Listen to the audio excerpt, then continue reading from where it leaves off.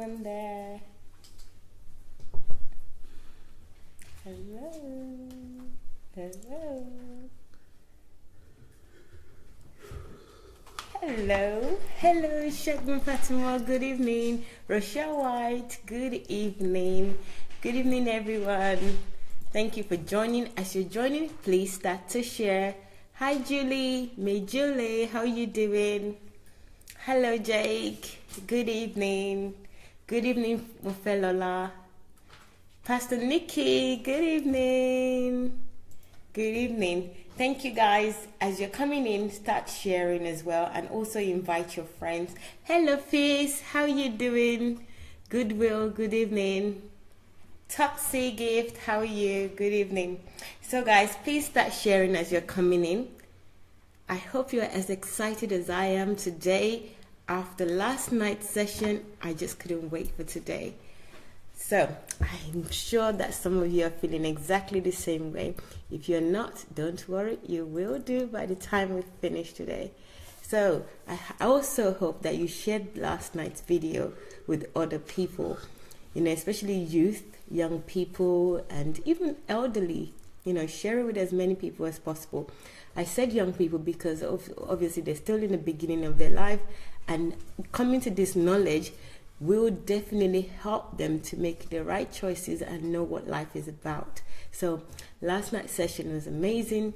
I know you will concur with me, so please share with as many people as possible. On your WhatsApp, you can also always share. So share. Thank you for joining. So let's start sharing today. Just sharing now for today.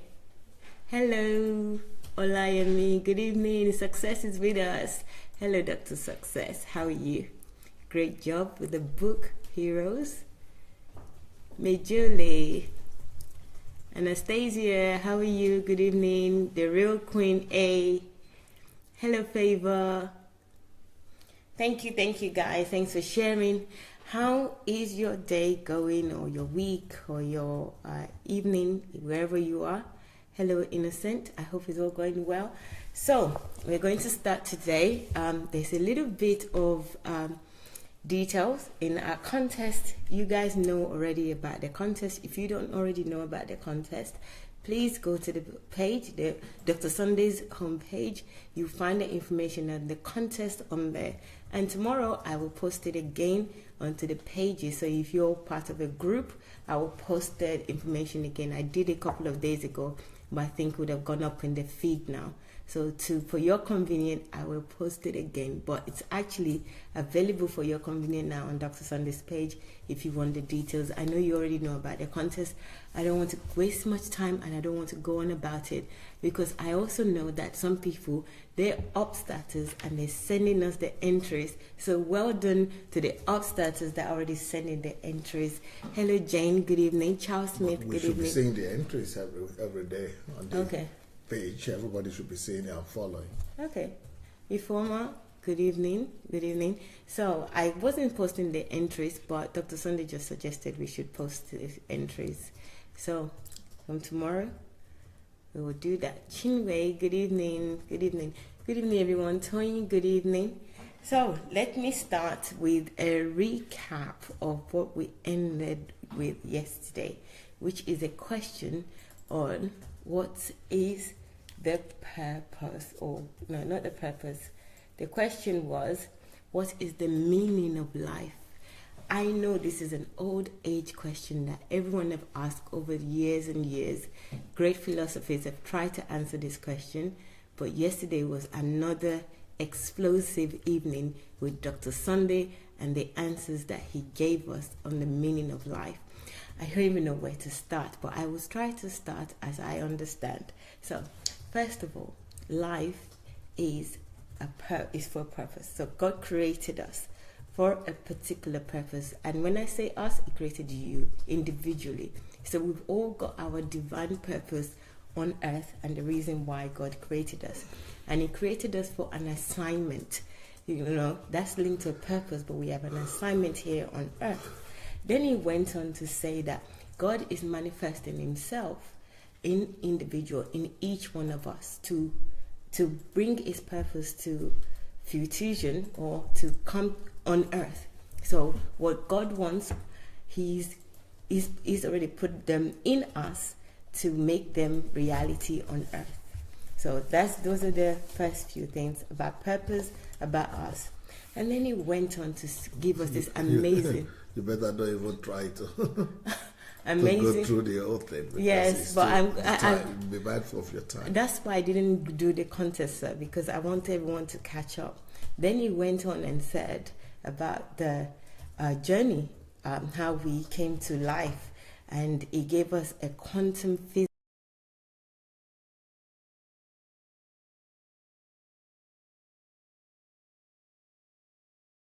And that train, you get off the train when you're born. Your parents or your mother is the incubator.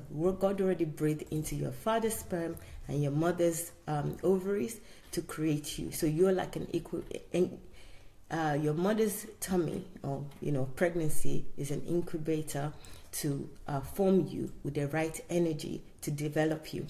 So this fast train, everyone stops at their station or their platform. Okay, I'm back.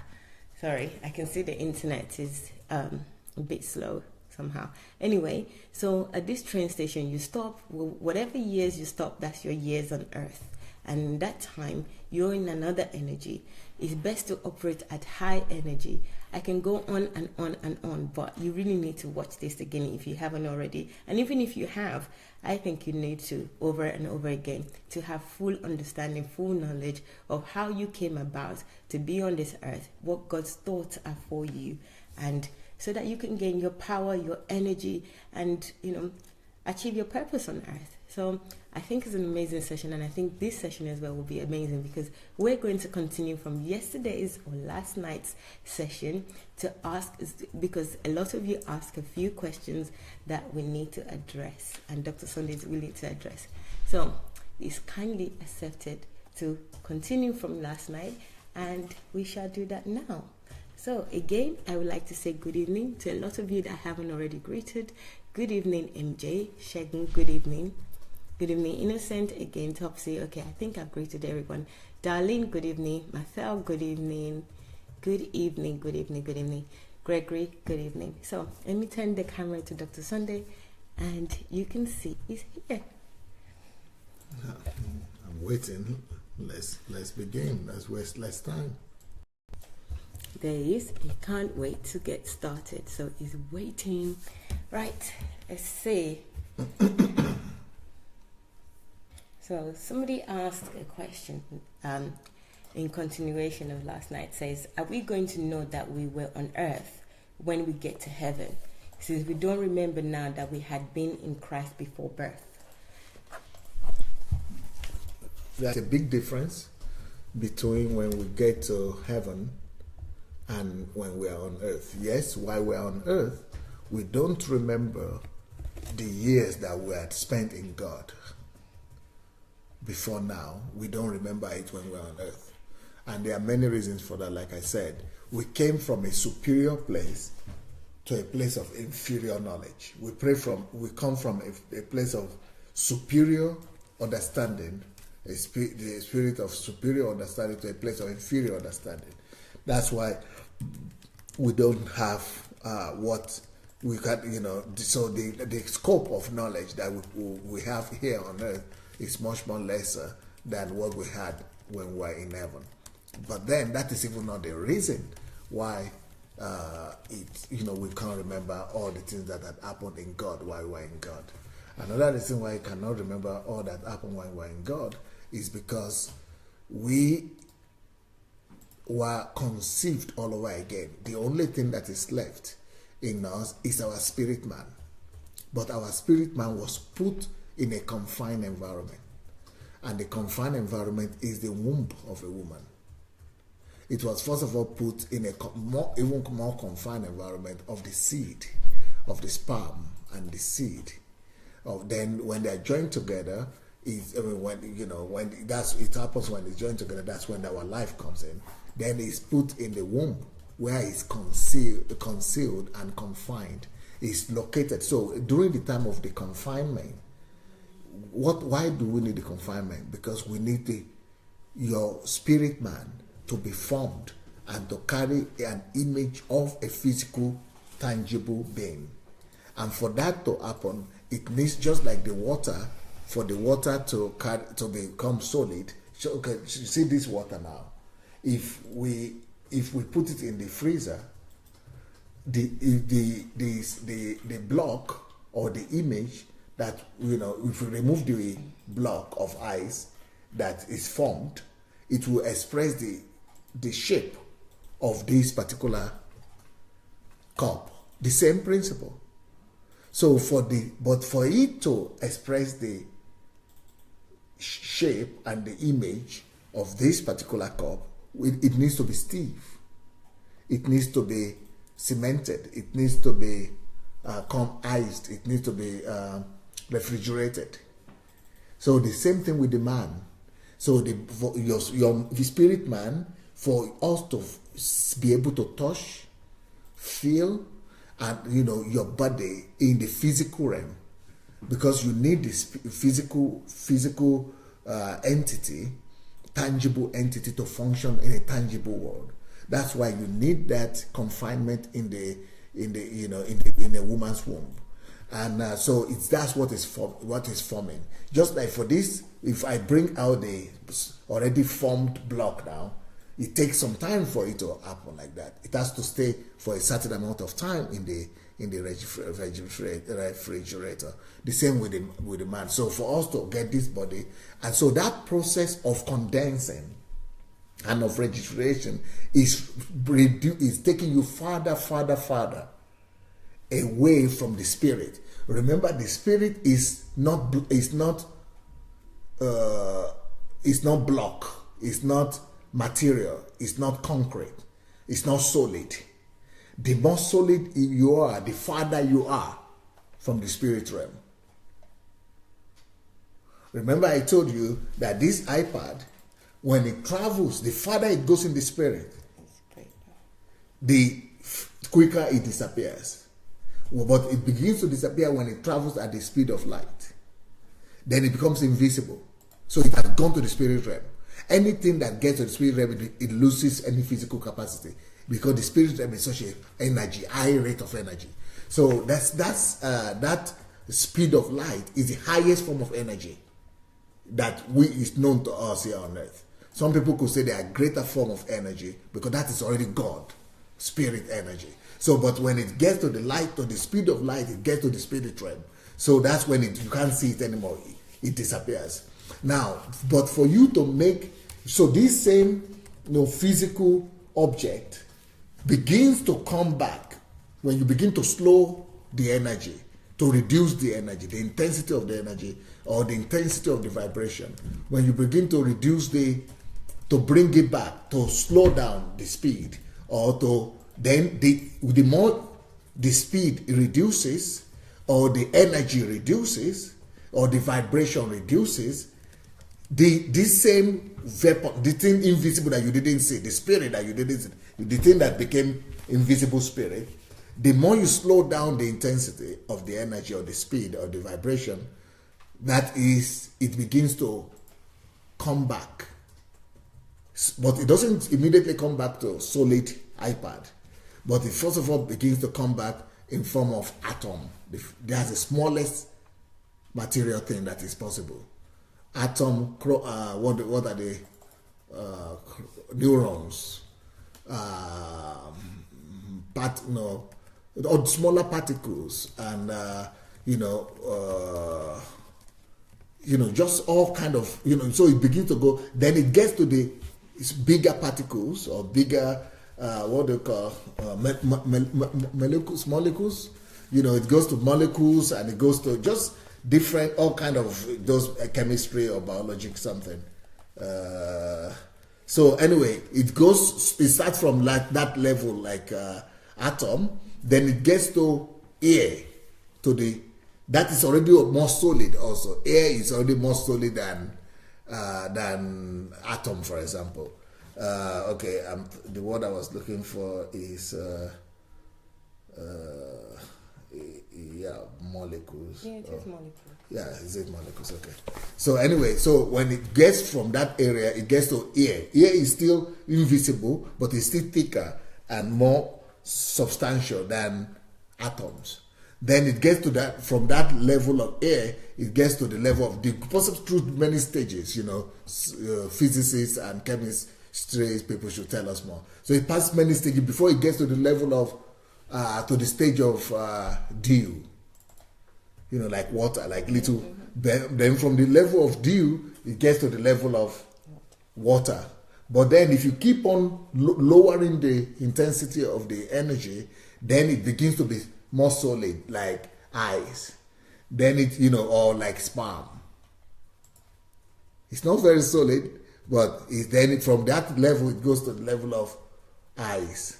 Then if you keep on reducing the energy and the intensity of the energy, so the more you go away from the spirit energy, from the spirit realm, the more solid you become. So just like this one, like this water now, when we put it in heat, it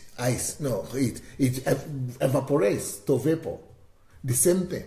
So, but when you reduce the heat, it begins to come back like dew. You begin to see the water on top of your whatever seal that you are using to. So it becomes like a dew, Then from that dew, then by the time you leave something, you discover that the water is back in the pot that you have used to cook. It has evaporated, but it has come back again.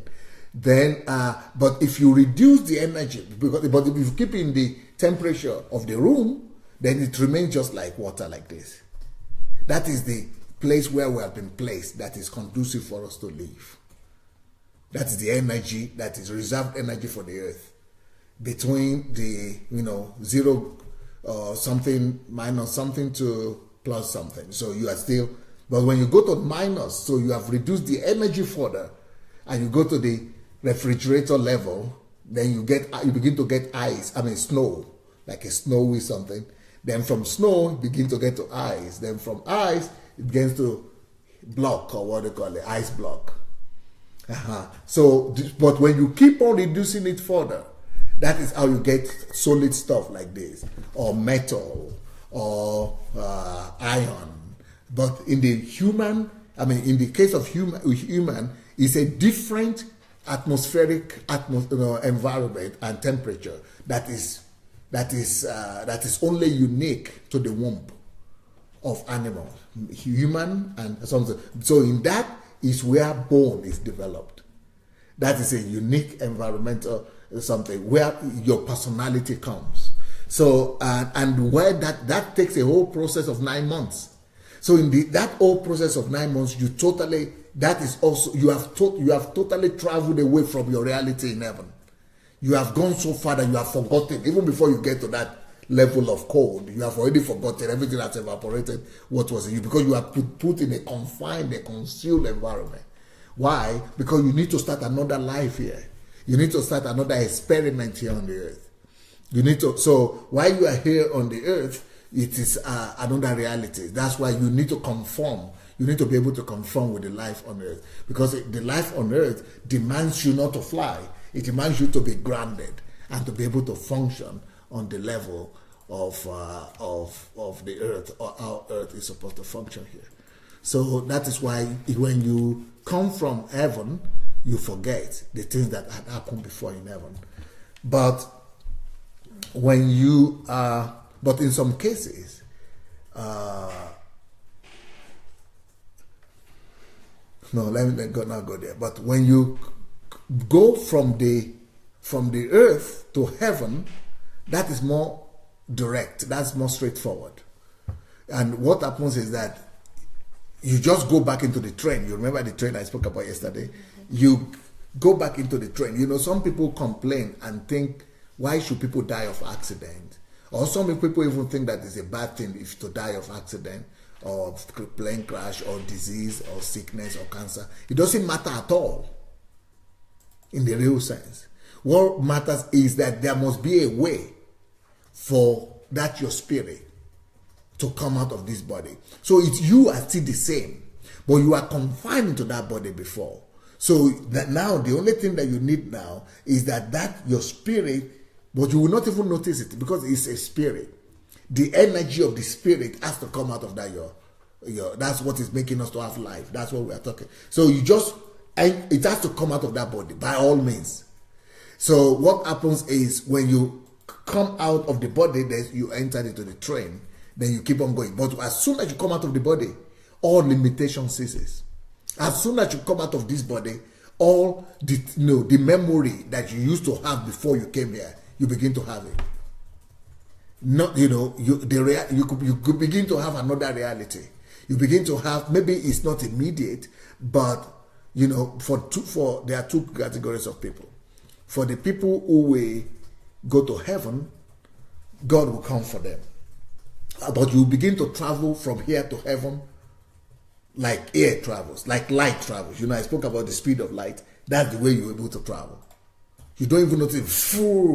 Some people talk about traveling through tunnel or something like that, but angels come for you, but they are like you. They are becoming tangible in the spirit realm, tangible, but it's not limited by anything. So they could go through. That's why people die. When they die, they go through the ceiling. They don't even notice anything. There's no limitation anymore. So just like there was no limitation before you got, when you were in the spirit realm, now in the spirit realm there's no limitation again. You go back there's no more limitation. But in that spirit realm, you can converse with, like for example, if two of us die now, in the spirit realm we'll see each other just like we are seeing each other now, but in a more perfect body. But I will still be recognizing you because there is no body, no flesh that gets hold, no flesh that gets wound, no. But I will be seeing you original before you are confined. But I will still be recognizing you the way that I'm recognizing you because that is you. Because you remember, anything that was formed is formed to be you, unique. Just like this thing is formed here, but it is still you. So when anything that happens on the earth, the person wants to know, do we now remember it when we get out there? When you get out there, you have the capacity to remember everything that has happened here. But not just that happened here on the earth, but you have the capacity to remember everything that happened before then and in front. But let me tell you the way it will be, the way it most likely is. You remember that you came out of the train. Your place of abode originally was the train, and the train goes like that in the circle internally. But you came out, so it means that a lot of the memories of what happened on the earth, they were outside of that train, because they were down when you were in the bus stop. You remember, you came out of the train to the station, so they were outside. They were happening there. So for you to remember everything that happened there, either you have to go back there again or just the memory of it. But when you go to heaven, the memory of it that you remember are only the good ones. But it's in heaven, everything is perfect. So everything has to be perfect. It didn't happen in that spirit realm. It happened when you were down there. So but in heaven, since there is no pain, but a lot of things that happen to us here, they have pain. Even love has pain with it.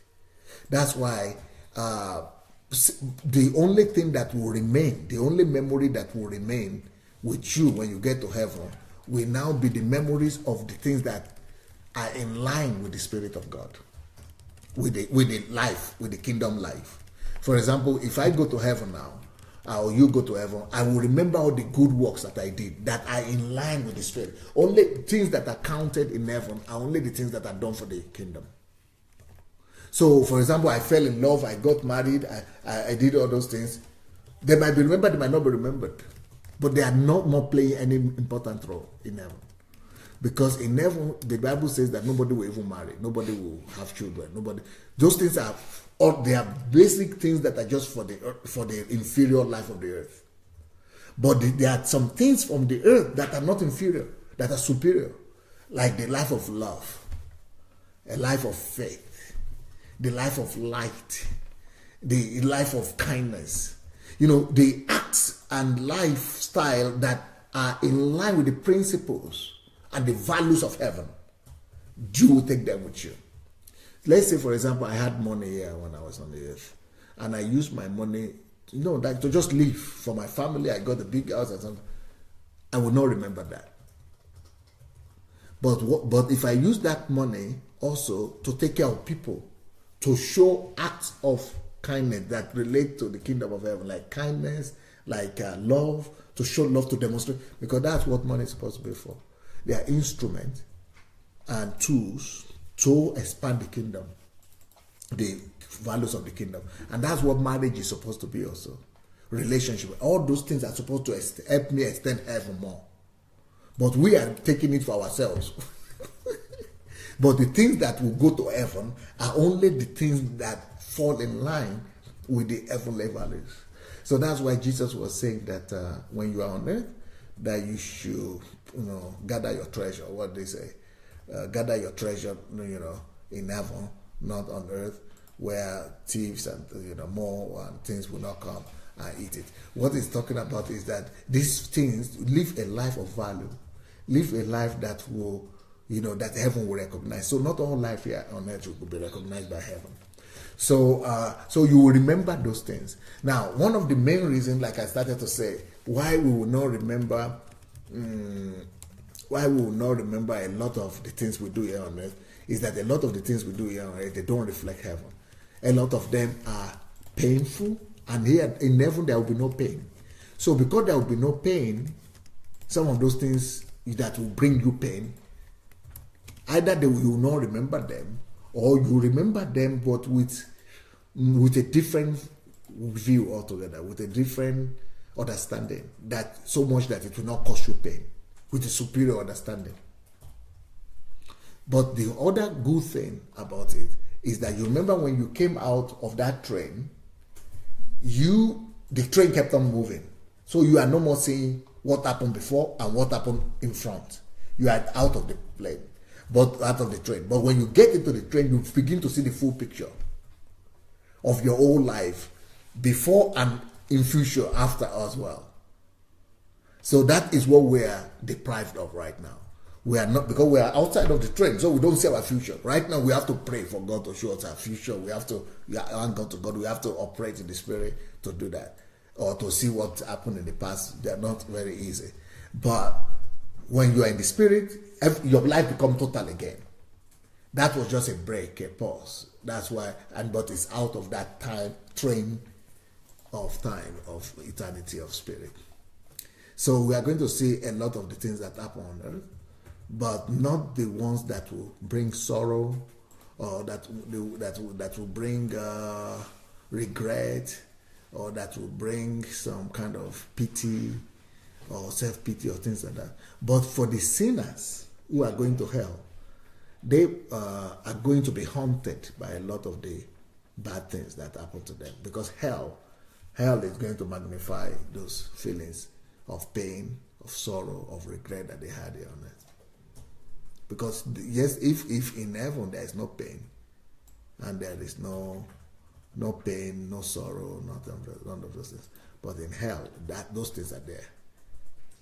And anything that sets that on fire, all those pain that people experience on earth, will be as if they will be magnified by benzene, by petrol, as if petrol and gasoline would magnify it more. So all those pains of that we feel here is just little fraction of the magnified one that will be in hell. So I don't know if the person who asked that question got the answer or not. It was a very long answer.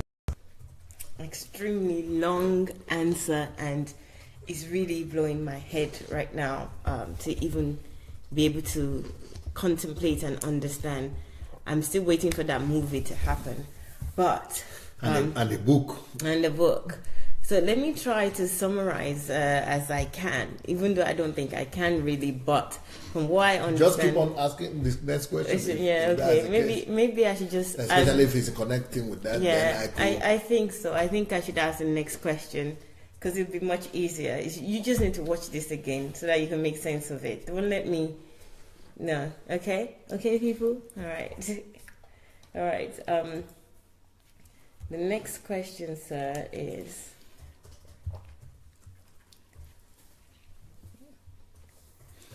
would it be safe to say that Adam and Eve walked with God before they Before that, there was a comment that I saw yesterday that says, I think you should have it. If God has created us for a reason. Yeah. Can you ask that question, please? If God has created us for a reason, then what is the impact when we are not fulfilling our purpose on earth? No, not that. There's one that says, it doesn't mean that the only thing that matters is just the purpose of God. And that would just right here. That would just come all right. I think it's Sherman or somebody that asked that question. Or it was a comment, maybe not. It was a comment, but I think I sent it to you. Okay. Yes, it was a comment. You did send it to me. So why are you not including it? Because it was a comment. It wasn't but it's a very important comment. Okay. Let me just... It says... So if this is the definition of life, then we should not be attached to anything in this world. Our life should be for purpose and purpose only. That's the statement. That's a very, very good observation there. Very important observation. That if why we came out of that train, like I said yesterday, is connected to purpose. And is connected to reflecting God. So it means that the only thing that really matters on the earth is not marriage. But people have messed up our minds. People have deceived us and make us to think that that's what life is all about. So if Jesus didn't marry, he's a failure. If Paul didn't marry, he's a failure. If apostles didn't marry, they are failures. It is just a possibility. One of the privileges and possibilities that we have on earth to marry and have children.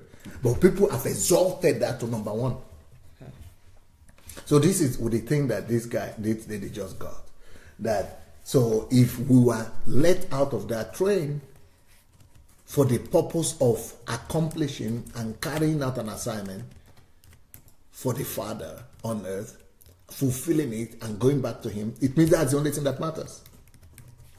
So I'm so happy that that person herself came to that conclusion all by himself or herself, because that's really what I've been trying to teach and what I've been trying to communicate and convey in most of my teachings. So that's why I said I never will understand a woman that is not married or is not having children that is regretting it, instead of her to be rejoicing. Because everything you have on earth like that, they become your distractions. That's why Paul said, those that don't marry, think about God, things that pertain to God. And that those that marry, they have to think about the things that are out there. That's a distraction right there. But for you to still be married and then to still be thinking of those of the things of God, you have to be highly disciplined. And that's why marriage really is supposed to be for highly disciplined, highly systematic, highly organized people who will be able to make sure that the distractions of life, like marriage, children, will not distract them from pursuing the very primary thing for which they were created in the first place. So that particular comment is key, is vital. So if we are only sent here for God's agenda and for God's purpose, so it means that, what did she say? It says that our life should be for purpose and purpose only. So we should not be attached to anything on earth. That's a very good point. That means we should not be attached. In fact, that is the whole essence of the gospel. Never be attached to any other thing but to the Lord. That is why sin in the New Testament is not what you do. Sin is anything that you are attached to apart from the Lord. So sin in the New Testament is something that cuts your attachment or that separates your attachment from God. So sin is anything that separates you from God and moves you away from Him. Righteousness is anything that brings you closer to your relationship with the Lord. That is righteousness. That's holiness in the New Testament. So that's why Jesus will go ahead and beat somebody up in the church and he didn't sin. That's why Jesus would go with his disciples and, violate the Sabbath, and he didn't sin. That's why he would go into the temple and eat what belongs to the priest, and they didn't sin.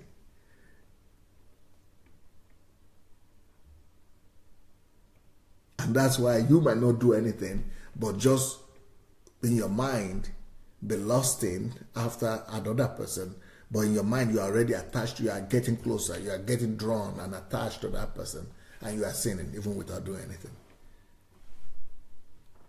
Sin is anything that brings you, that separates you or draws you away from the love or from the attachment of the Father.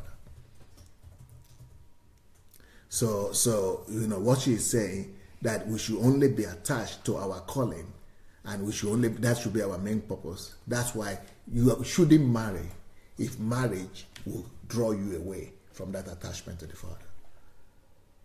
You shouldn't have children if those children will draw you away from that attachment. It will become a sin. So idol worshiping is what they call those things. When you begin to attach yourself to something else apart from Him.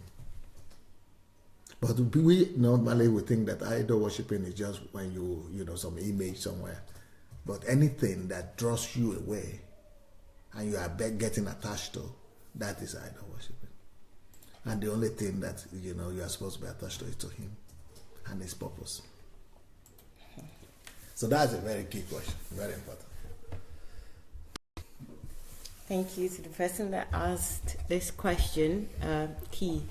But all this has got me thinking a lot. I don't really want to talk about marriage too much or relationship. You already asked about that particular question there. I say lead people to that one. Yes. And if they didn't get it, let's go and listen to that one again, because we already asked the question about why is it important to marry then, or why are you then marrying, or why you don't marry. We already have that, so we're not going back to the past.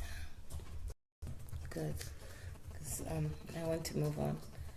So guys, there's a lot said as well in this one, which is the things that we're attached to. We're attached to so many things on this earth. Those are the things, not the actual performing something, is what we're attached to. So we really need to look into our hearts to see what we're attached to and what we're doing that are really sins, rather than the activities. Anybody can do something one time. That is not the sin that we're talking about. That's a mistake, more like. It's a sin, but the more important thing for you not to be attached to those things. Those are the things that really separate you from God. When your heart is being attached to things. There's so many things that is attached to our hearts that, if I start the list now, all of us, we're committing sin. Now is redefining sin for me. Yeah, mention some things. I don't even know anything that a heart could be attached to. Oh, so many things. I don't know. I don't have any idea. Oh, okay, I do. I have children in mind, definitely for women especially. Okay. You guys can admit Husbands that. too? Husband as well. Some people cannot live without their husband. Cars is one thing as well. People are attached to their cars. Yes, their cars and their home. Men especially. Yes, and their home. A lot of people are attached to their job. Their job defines them. That's who they are. That's what they, call themselves.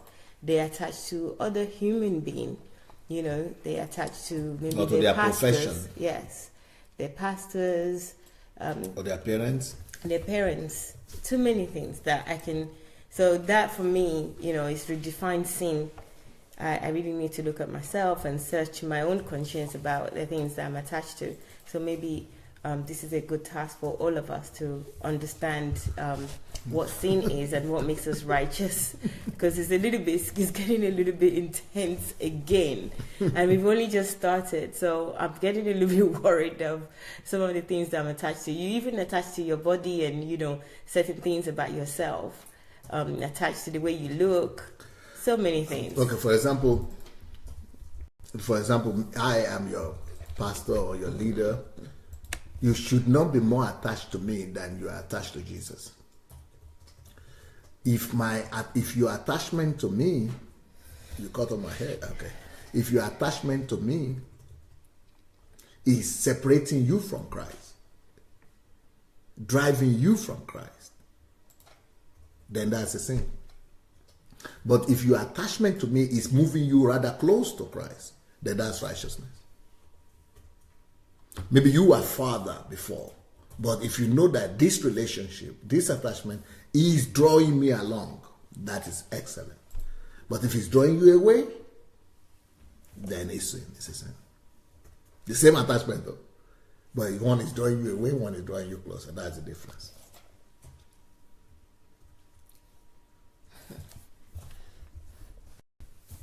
This explanation is really deep, and I don't even know what to make of it, really.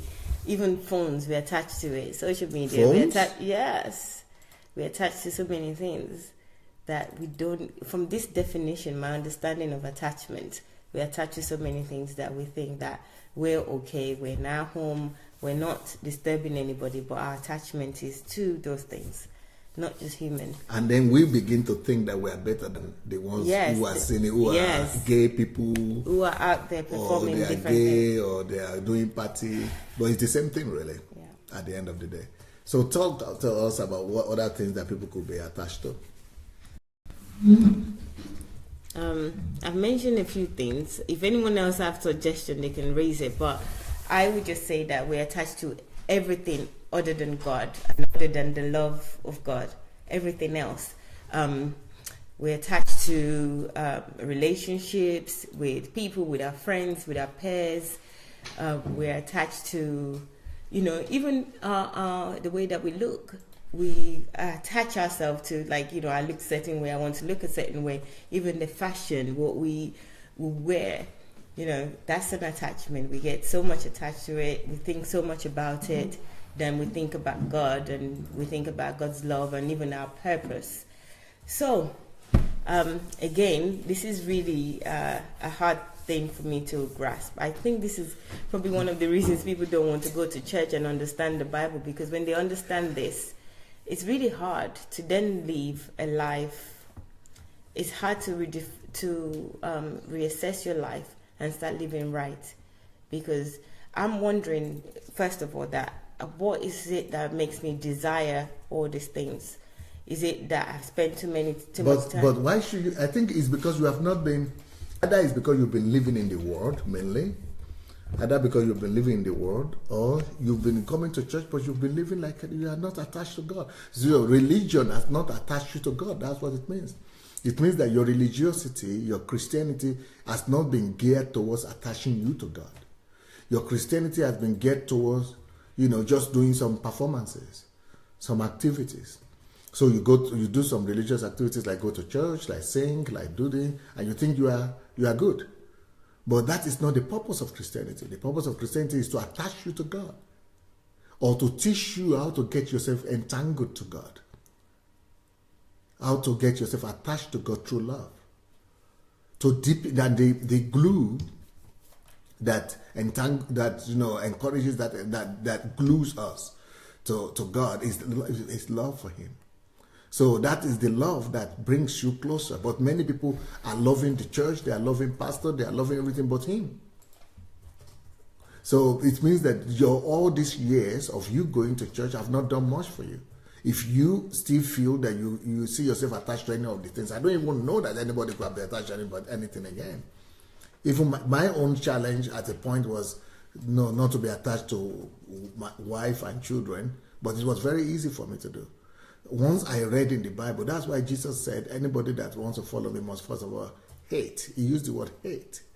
Hate his father, mother, wives, children, and all those things. But it's not talking about hatred. It's talking about attachment.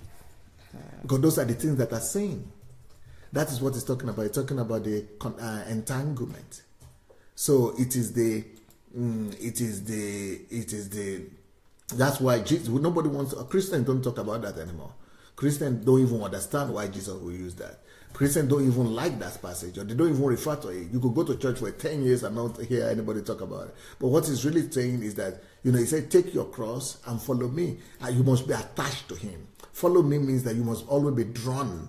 You must always pursue, leave everything in your heart. It's talking about the heart. It's not saying you shouldn't have a family or you shouldn't have children. But your heart must be attached to Him more than to the children, or more than to the wife, or to your husband. So, and for me, that's very elementary. That's very easy to understand. And every Christian activity that you are engaged in should be about that, about attaching you more to Him. That's why knowledge is great, because knowledge is supposed to, make you to know why you must draw closer to Him, why you must get to know Him more, why you want to know Him more, and all that. So, but there are two different kind of attachment, like I said. You could be attached to somebody, like you could be attached to your wife or your husband, as far as that attachment is what is drawing you closer alongside with him. So you are using his own weight, his own knowledge, his own, closeness to God to draw you. That is better. But if the attachment is taking you back, then that's where the problem is. So actually, the only attachment that matters in life, the only assignment on the earth is about this relation with God, reflecting Him, being His image and His likeness. And that's when you'll be able to reflect Him better on the earth. Like I said yesterday, that whatever your assignment is, whatever your packaging is, whatever your calling is still about you reflecting Him, reflecting God on the earth. So attachment to Him is key. That's why we pray. That's why we go to church. That's why all religious activity is supposed to be helping you to get glued and attached better to God and detached more from every other thing. All your religious activities are supposed to be detaching you more from the values of life and attaching you more, or bringing you more to a place of attachment to God.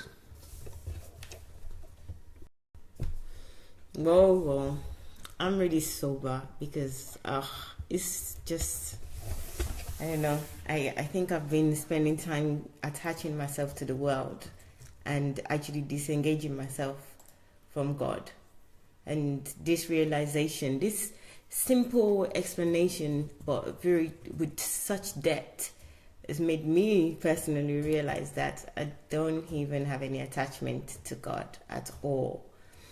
So, and all the other things that I'm attached to is just, maybe that's why there is lack of satisfaction, because God is giving you something inside of you. He's in you. So if you're not attached to Him, you're attached to something else, then you're still not right in you. You feel like something is not right. So, okay, guys, I'm so sober right now. I just think that we should all think about this. Don't just hear what these words are. And it's good. It sounds good. It sounds great. But you need to understand it and live it and start putting your house in order and fulfilling your purpose here on earth. I'm actually speaking to myself. But if anyone else wants to hear that advice, please feel free. Let's please move on, because there are quite a few questions about this. So yesterday when you spoke about our purpose, that we are here individually for a specific purpose that God has created us for, I've heard preachers and pastors says that, if you're not doing something, God would occupy a vacant position. So let's say you're not fulfilling your purpose now on earth, that God will replace you. But if He created everyone for something individual, could He be also having somebody else to replace you? Number one. And the second part of the question is that if you're not doing what your purpose is, what God created you for on earth, which is like most of us, until we come to the understanding and knowledge, then what is it doing to God's plan? What's that doing to God's plan and purpose? Can you take them? Can we take them one by one? Yes. So the first one. So the first one is that if you're not fulfilling, if God created us individually for a specific purpose, and we're not fulfilling that purpose, does that mean that He's already got somebody else to fulfill that purpose, because you're refusing, you're not identifying your purpose, you're not doing it, so somebody else will replace you?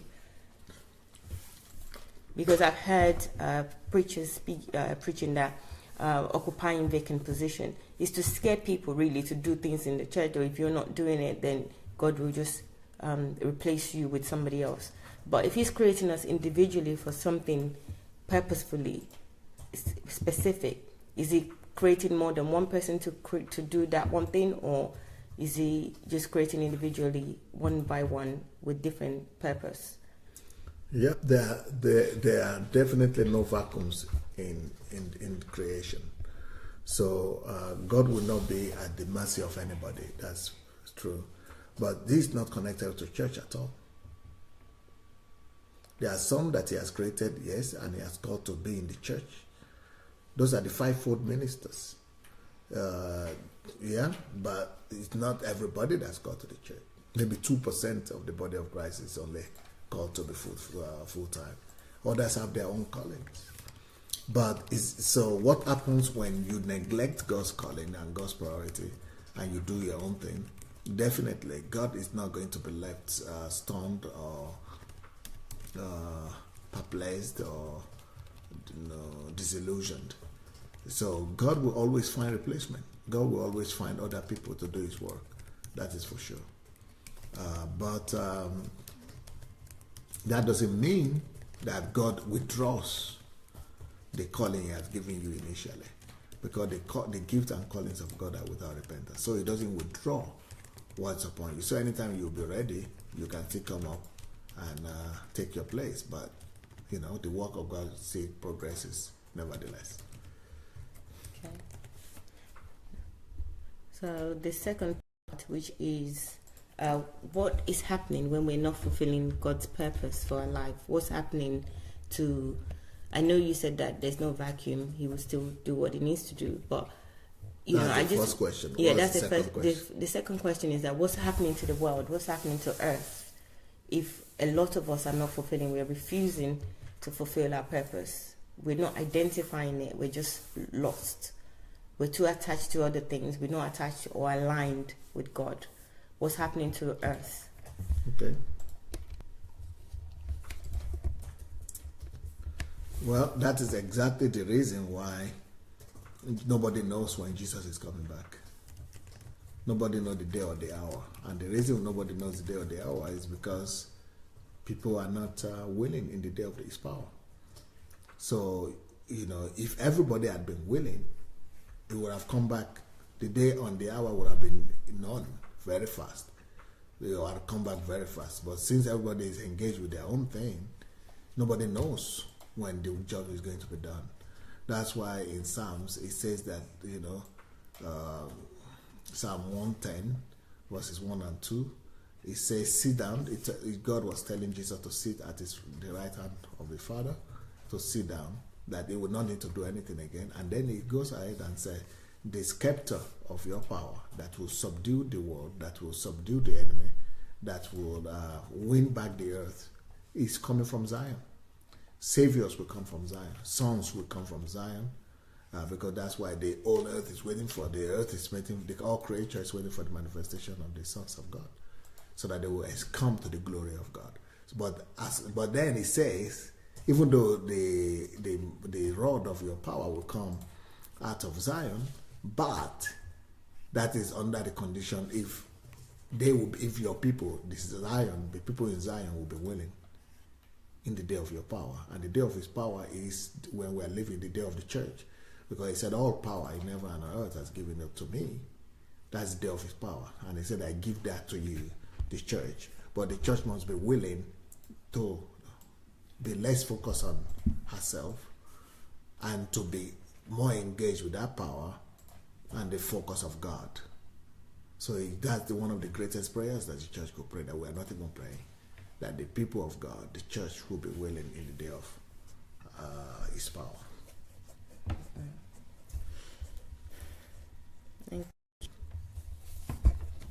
Okay, I think that's a full answer there. No explanation needed. So there's another question, sir, that says that, so would we see the people that have died? I think you explained this partially, but okay. Would we see the people that died that we know? When we get to heaven, definitely we are going to see again, because heaven is not a place of sorrow and it's not a place of sadness and regret. You are only going to see the ones that are in the Lord, and the ones that made it. So your mind is going to be cleansed and it's going to be pure of the ones that you know here on earth. You know, you just came out of that bus, of that train, and you're only here for like 6 seconds, really, in comparison to eternity. So you're only here for a second, and that's not the big part of your life, really. It is when we're here on earth, you know, out of that bus, that we begin to think that's a big deal, that I was married to somebody here, or I knew somebody here, somebody was my father here. But when you get to heaven, you will actually have more attachment, more intimate love, and intimate, more family, intimate relationship with everybody in heaven than you ever could imagine. So whatever you call intimacy here or closeness here will just fade away immediately. It's just like saying you are traveling from England to here, and you remembered, you just met somebody who passed you by, or who was working at the airport there as the officer, and you just saw him, bye, you're going to Ukraine, okay. And you say, oh, what will happen with him? What will happen when I go to Ukraine, or when I get to England or America? What will happen? How will I forget about him? You don't even remember him immediately you get to England. You don't even remember how he looks anymore, because you see new reality. That's how it works. So the things that you think are big deal, because you needed to fill the space here, you needed to space here, you needed to just engage with something. That's why you are thinking that, because you need to do something. But when you get to heaven, you will just even forget that happened. Just like when you get to England, you meet all your family, everybody. You even forget that you met somebody. You even forget that was an officer in the Ukraine airport. The reality that is there is stronger, much more stronger than all the 70 years that you spent here. This was nothing. This is nothing. I think we need to get an eternity. I have a book on mind. this. Yeah, I have a book on this. I spoke about it yesterday. How to overcome the fear of death. Okay. It's going to come out. Okay. So Dr. Sunday has a book on this, which is how. But I'm going to write another one on this particular one that we're talking about now. But at least what happens after death, I have a book on that. Yes, okay. To overcome it. So there's a book that is written already, will be published, which is how to overcome the fear of death. That is already out. Oh. That's already going to be ready in this month. Yes. So it will be published this month. Yeah. It's part of the 50th birthday books. So, and he's going to write another book. But what I've observed really with this now is that we really need to be eternity minded. Yeah. I think our mind is still engrossed on earth. As if we're here for good. Yes. And that's why the question of Pioma was very good. So the only concern we should be having on earth really is about God and his mission.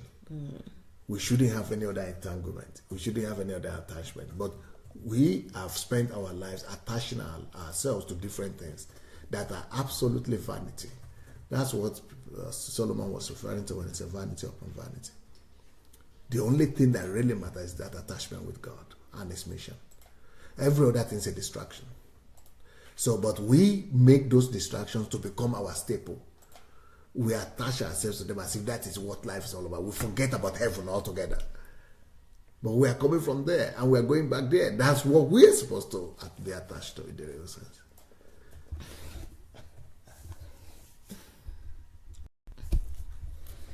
Okay. On the one hand, I'm really loving God because of all the beautiful things that He's given us to enjoy. On the other hand, I'm thinking, God, you know that we don't even have that mindset for us and you still give us this choice. You know we have a purpose. Why are you giving us all these other things? So I just see Him as so loving that He's giving us so much, but we don't love Him back because we make those things priority rather than Him. But that's about our egocentrism. You don't blame God for that. It's our choice. It is. It's our free will. I understand that. So, guys, that's food for thought or action, not just thought, for action. Let people share the message. Yes. Will you please share this message as we're going along, and also invite your friends. Don't just share alone also invite people. You can tap, or if you have a mobile device, you tap on it. So say invite friends and tap. So let's continue. There's a question here, sir, that it says that how can we condense energy to freely see the spirit world? How can we condense energy? This is the quantum physics area. You see, for you to know how to condense energy, you need to look at the way God did it. The way God condensed energy, the pure energy, was that first of all, we have to identify what are the greatest source of energy, positive energy, God energy, the greatest source of purest energy. The greatest sources of energy are light. That's why Jesus said, I am light, I'm the light of the world. God is light, He lives in light. There is no darkness in Him. So when you get to heaven, it's all light. So that's the greatest source of energy. God is light. Another source of energy is love. God is love. That's the essence of God. It's the same thing. Another source of energy is the Word. In the beginning was the Word. The Word was with God. And all these things that are the nature of God, the closer the characteristics of God, they are strong source of energy. Patience, forgiveness, kindness,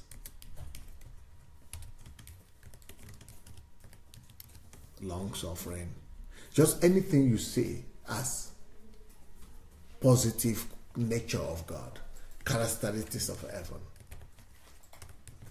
the virtues and the values of the kingdom,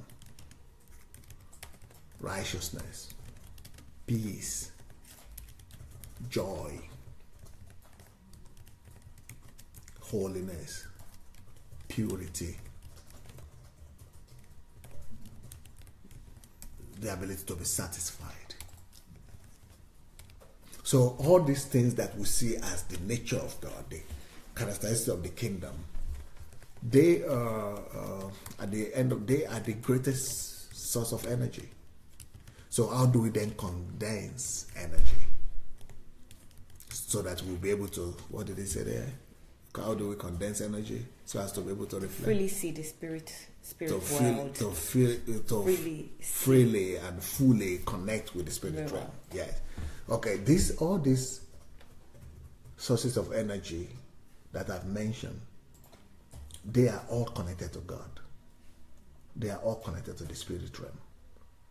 They are all connected to God. So when you imbibe the nature of these things in you, they transform you, they transpire you, they transform you into the spirit realm, into the God realm. So you are transported, you are promoted to the place of a higher energy. Let's say, for example, you imbibe the quality of love and you decide to love God and people. The more love you have like that, the more nature of God, the more energy of God abides in you.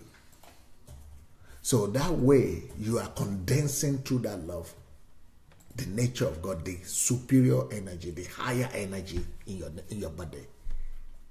So when someone like Jesus, for example, he was a full embodiment of that energy of God in different aspects: love, light, peace, righteousness, all just the best of God were in Jesus. So you remember there was a case in the New Testament whereby Jesus was surrounded with so many people, and while he was doing his thing, preaching, and everybody was surrounding him, then the woman came, a certain woman came with the issue of blood, I think every Christian knows the story of the woman with the tissue of blood. Is it issue of blood or tissue? Issue of blood. Issue of blood. Yeah. So this woman came with the issue of blood, and then touched the hem of Jesus' cloth, of his garment. Then got healed. The blood that was coming out of her, ceased. Yeah. So how Jesus didn't even know he was coming. She was coming. I think that's the way it was recorded there. So Jesus was not aware. But it says that a virtue came out of Jesus that healed her. How do we understand that? In my own mind and in my interpretation, is it okay? Is it going well? Yeah. Okay. In my own mind and interpretation, all that means is this: Jesus has condensed so much energy of God, so much positive energy in him. It was a condenser. It was a accumulator. It was an accumulator. What's another synonym we could use? It was an embodiment, an accumulation of the divine energy, of the God energy. So, and in the what is God energy and the positive energy? It means it is a reflection of heaven. And in the positive energy, in the positive energy, there is nothing negative there. It's pure energy. So that pure energy itself is what came out. It's what affected. Okay, for example, when you are sick, sickness is a negative energy. Any sickness. A lot of things, sin is a negative energy. All these things are lower stuff. But when the superior source of energy comes, and that's why the Bible says we should lay hands on the sick and the sick shall be healed. Because when it said go to the ministers, it didn't say go to anybody. It said go to the presbyters. When you are sick, if is anyone sick, go to the leaders, go to the preachers, let them lay their hands. Why?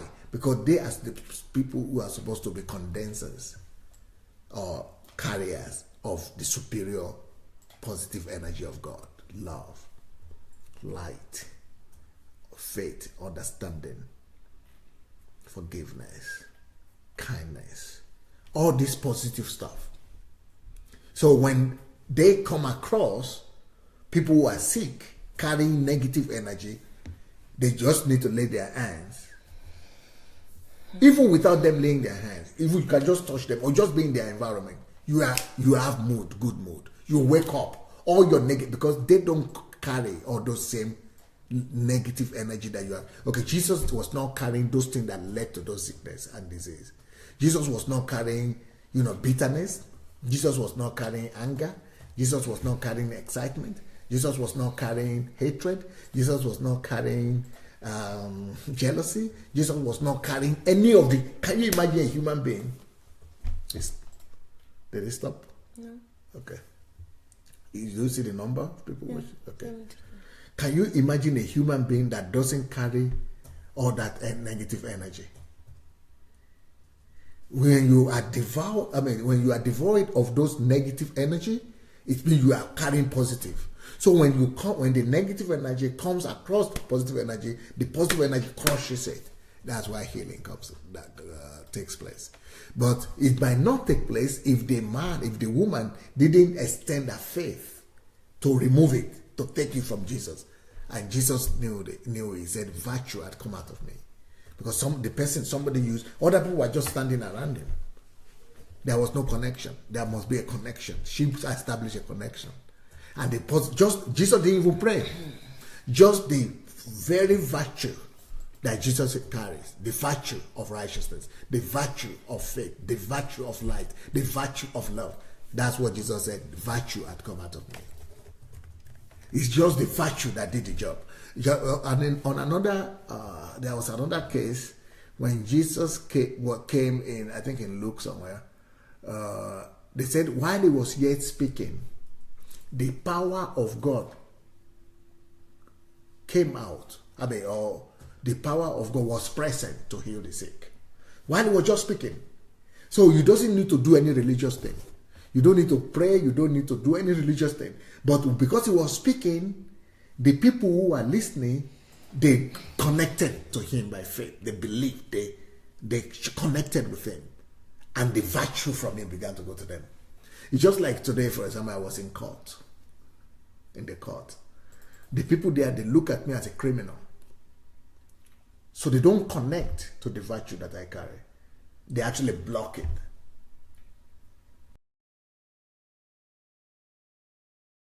And they just missed it.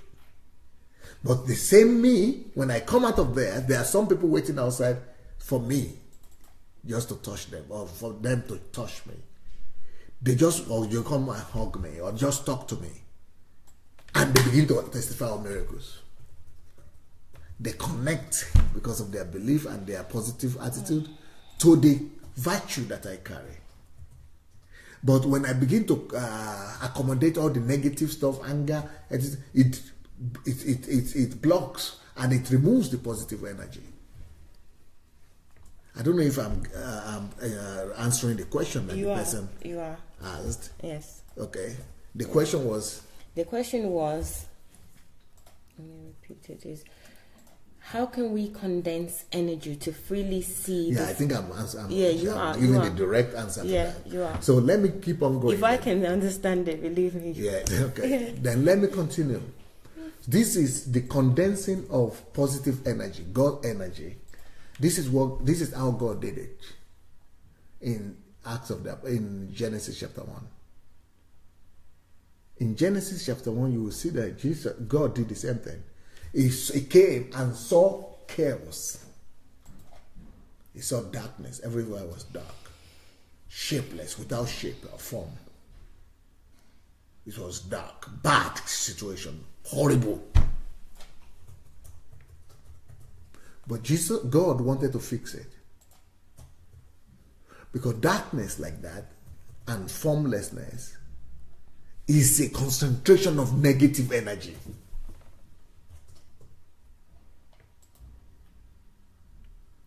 So God was not in a hurry. God needed to first of all condense. Just like I spoke about this water. That even though God was God, but it still needed to come, just like this water now, it still is liquid. But if I want to get a solid result, just like with a womb,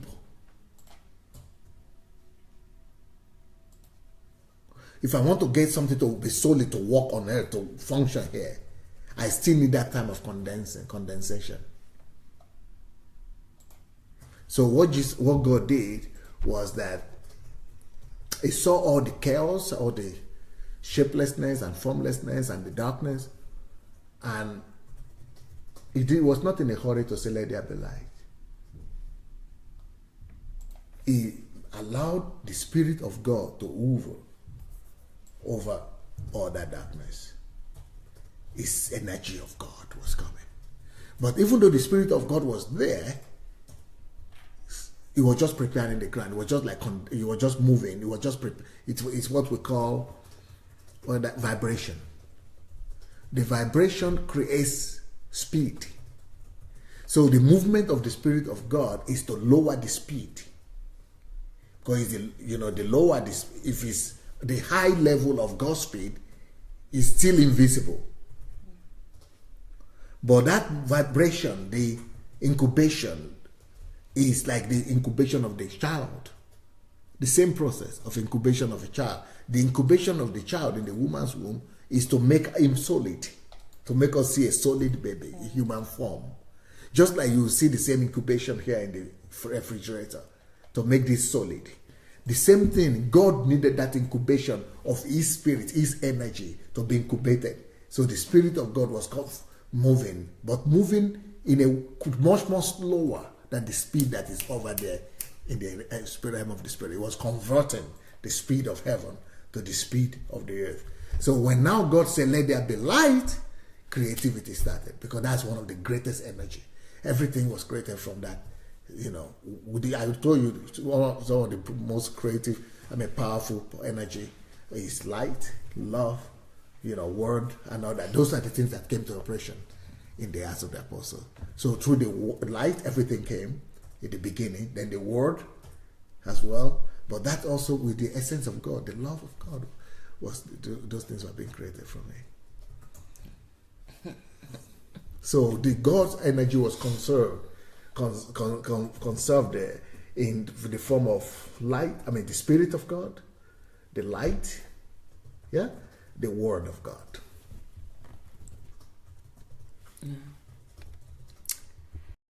Okay, guys, I think today is very sobering, but this is like deliverance sobering. What I got from this last answer or question is that if we don't see those virtue that were mentioned, which word, love, what else is all it? All the positive energy. If we don't see it, then, or in other people, in ourselves, it means that we're not operating in the virtue of God, and we cannot convert. If we don't see it, or we don't demonstrate it, we don't live it, we don't make it our lives, we cannot operate in the Spirit, we cannot operate in the level of God, and we cannot convert or condense the positive energy that we need to see the Spirit. Hence, for me, even following people or following leaders, if we don't see all these things, why are we following them? If we don't see them do these things, why do we follow? And why are we ourselves not actually converting all this to be able to be spirit being as we are? So this is a huge lesson for me today. It's even, I don't think it's as big as yesterday, but it's more sobering. So I think that maybe we could end here. Or can you still answer one more question, sir? You have to condense again the questions of yesterday with that of today, so that you'll be able to adjust to them together. Okay, can I ask one more question? You can read the people's comments if you have them. Okay. I guess. I do have comments. Okay, yeah. Sam, let's start from Sam. Wow. So choose what you hear or think, because faith comes by hearing. Are you able to see all of them? Yeah, keep on reading what you see. So it says, so choose what you hear or think, because faith comes by hearing by, I can't say the rest. The Word of God. The Word of God, okay. So we have faith is connector to positive energy. Same as fear is a connector to negative. Meanwhile, that's Oriyomi saying that. Then we have, that is why Pastor Sunday operates at the level I think is meant to be, level that he does, because he has, somebody's asking, when did the apostle receive the Holy Spirit? But I'll put that another question. Oh God, somebody says, does this mean that if we strive for positive energy in life, and if that they have, oh God, it's not good. I think it's best. Okay, I've got here. And Ezinwe says that the greatest deliverance is the discovery of purpose. Oriyomi says, so close what you hear or think, because, so choose what you hear or think. I read that earlier. Faith is a connector to positive energy. Same as fear is a connector to negative energy. You either operate in fear or faith, and then determine what you will attract. That's what Oriyomi says. Amachi says that is why Pastor Sunday operates at the level that he does, because he has imbibed the pure energy into his person. Anastasia says darkness is a concentration of negative energy. Okay, we have questions here. Unfortunately, that's as far as I can go on my phone. Guys, keep your questions coming. I will get the questions for tomorrow, but I think maybe we should end today because I'm tired. I think Dr. Sunday as well is a bit tired, but we have a lot of questions on this subject, so I think tomorrow again we'll continue as we have today from yesterday. So again, I want to say thank you for joining us. Also ask you to please share. Is questions pertaining to Pastor Sunday, yes, not all kind of theology. Yeah, but we can't get away from that now, sir. But okay, let me just announce, as you know already, this question time is about Dr. Sunday. It's not really about all these things, but we already started this. This is already started, and we need to get it to completion. So please keep your questions coming, but bear in mind that it's about Dr. Sunday. It's really important that we understand, we get our questions out so that we can understand him and understand, what he knows as his life as well. And also have all these other questions. We can ask them on Friday. So still keep them coming. I will put it down for Friday Ask Dr. Sunday or Ask Pastor Sunday. But again, I would like to thank you. I appreciate everyone for joining us. Please, please, please, just these questions and these moments since yesterday, we need to watch it again, and we also need to share it with our loved ones. Share it with as many people as possible so that they can get this information, they can get this enlightenment, and also be the person that they're supposed to be. We can all be the person that we're supposed to be. It's a lot of information for me. I'm sure it is for you as well. So please make good use of them and share. I will see you again tomorrow. Don't forget the contest. Don't forget YouTube. I told you the other day, YouTube is your friend. Sunday Adelaja Official. That's YouTube. And if you want the blog, it's sundayadelajablog.com. So check both out for information, for details, for a lot more teaching than we are that is on Facebook. So I will see you tomorrow. Keep entering the contest and having fun. I'm looking forward to the next few days, and I'm also looking forward to seeing you again tomorrow. So I thank you for joining us today. We'll see you tomorrow. Take care. Bye.